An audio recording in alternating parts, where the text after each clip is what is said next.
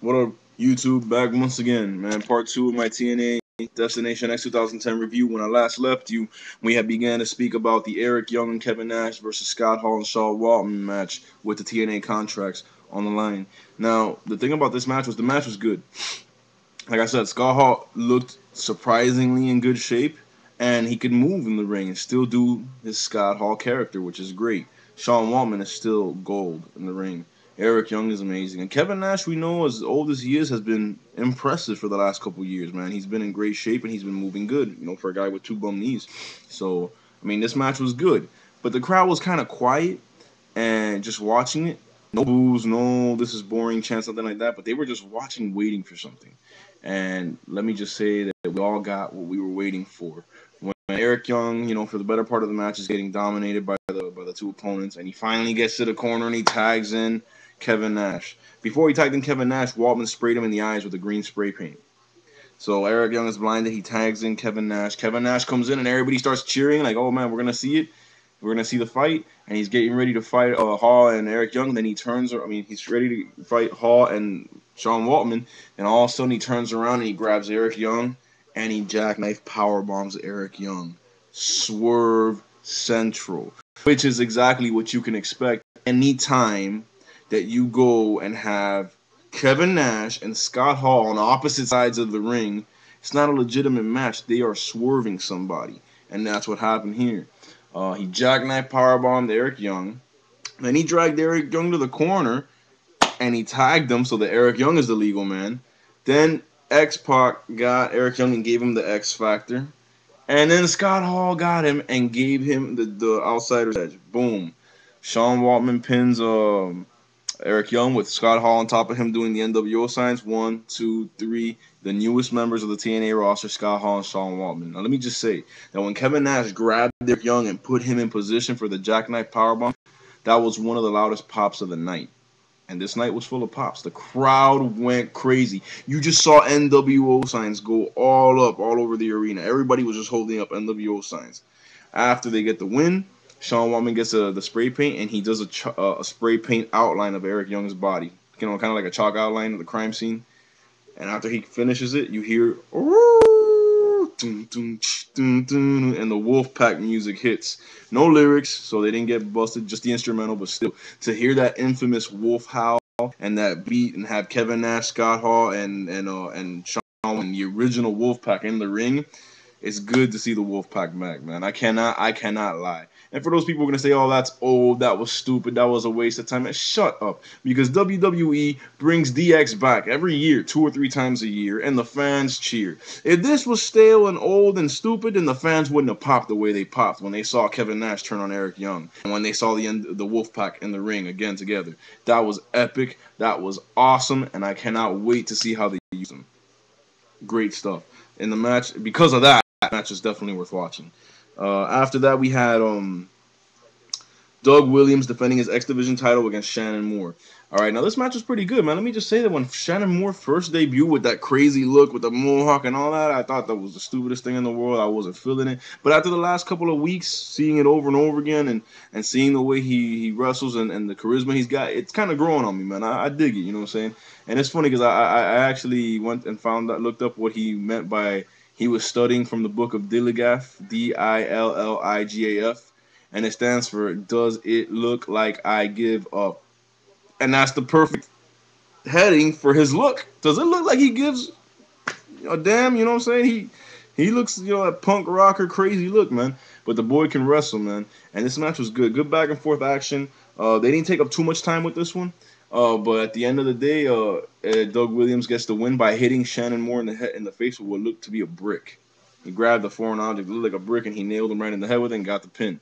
After that, he got the microphone and he stood over him and he started, just cutting a promo about who the hell do you think you are? You just came in this company a few days ago and now all of a sudden you get a title shot. You don't deserve it. You are just what the X Division is. A bunch of hyped up acrobats that call themselves wrestlers. And I thought that was awesome. That's gold. To have an X Division champ who goes the role of anti-X Division, that's great. That's amazing. I never would have thought of that. That's awesome. Because that sets the tone in the X Division now. All these young X Division guys that want to beef up the X Division and want to, they're going to have to face a champion who is anti-X Division, man. and that was just great, man. He just cut a promo on him, and then that was the end of that. The match was pretty good, man. It's been a couple of days since I last watched the pay-per-view, so I can't go into such specifics, moves that happened and all that. But I will say Shannon Moore looked great, and Doug Williams, as always, is an amazing wrestler. So it was a good match. After that, we had Matt Morgan and Hernandez defending their TNA tag titles against Beer Money Inc. This match was good. It was exactly what we were waiting for, which was the split between Morgan and Hernandez. Good tag team wrestling from Beer Money, as is always expected and always delivered. Matt Morgan looks amazing in the ring again. I can't stand his cockiness, but I guess that's a good thing because that's his character. But his wrestling ability for a big man is second to none, except maybe Kevin Nash, in my opinion, of all time. Then Hernandez is great. And basically in this match there was a lot of friction between Hernandez and Matt Morgan. Matt Morgan wouldn't want to tag in until until Beer Money was on the defensive. Hernandez would need him to come in and he wouldn't tag in, and then he would tag himself in when Hernandez didn't need him, and there's a lot of friction. And then at the end of the day, basically Morgan turns on Hernandez. Hernandez gets the win on his own. He beats Beer Money, which I thought was crazy, but hey, if it's setting up the beef between Morgan and Hernandez, that's what I want to see. So he gets the pin, he wins the match, and as he's holding the title belts and celebrating, he's holding the back of his head because he's been through the ringer, man. It's been basically a handicap match. Morgan, as soon as he turns around, Morgan hits Hernandez with the carbon footprint, which is what we wanted to see. There's no taking that back. There's no turning back now. The beef is on. You know what I'm saying? So then he stands over Hernandez holding both title belts, and that was the end of that. So, but the match itself had a lot of good action, and it was given some decent time before all this broke down. Beer Money is just great, bro. Their double team tactics, I love it. Hernandez and Matt Morgan are both two of the best. Okay, I'm sorry, let me rephrase that. Two of the best big men wrestlers I've seen in a long time. After that, we had Kurt Angle versus Mr. Anderson. Oh, this was good. This was really good. First of all, we already know Kurt Angle, best in the world, bar none. Second of all, we know Mr. Anderson, tremendous wrestling talent, and one hell of a character. That guy's promos are the best. This match was great. Just the animosity, the ferocity of the hits really told the story. Kurt Angle really, before the match, Kurt Angle even cut a promo with no words. That's how sick this is. He just told JB, step aside. He held up a picture of Ken Anderson. He held up a lighter. He set the picture on fire, and as it burned, all he said was, "Oh, it's real. It's damn real." That was awesome. That set the tone. This match was great. At the end of the match, Kurt Angle gets the win. First of all, they both hit their finishers and couldn't get a 3 count out of each other. Back and forth they went, beating the bloody hell out of each other. And then, Mr. Anderson tried to use a chair because Kurt accidentally knocked out the referee, and Mr. Anderson went to go use a chair, and it backfired on him. And then the referee still knocked out, so Kurt Angle got his warrior medal, and he used it to carve up Mr. Anderson. He got some revenge. Mr. Anderson, blood gushing everywhere. Then he hooked the ankle lock on him just in time. The referee comes to. Mr. Anderson taps out. Kurt Angle wins. As Kurt Angle's exiting, Mr. Anderson calls for the mic, a bloody mess, and he starts saying, "Yeah, people are fake. Kurt, you're not even a real American. You're not an American hero. I tried to have a clean match with you, and you had to resort to cheap tactics. I know that tonight when you're on your bed, you're going to be with your eyes open, and there's one word that's going to be running through your head, and it's Anderson. Anderson." And Kurt Angle really sold it. Like the camera zoomed in into Kurt Angle's eyes, and he was just dazed. Like, that's right. So this is far from over. That's amazing. Can't wait to see where they go from here. Last match of the night, main event: AJ Styles versus Abyss. Pure gold, as they always do when they get together.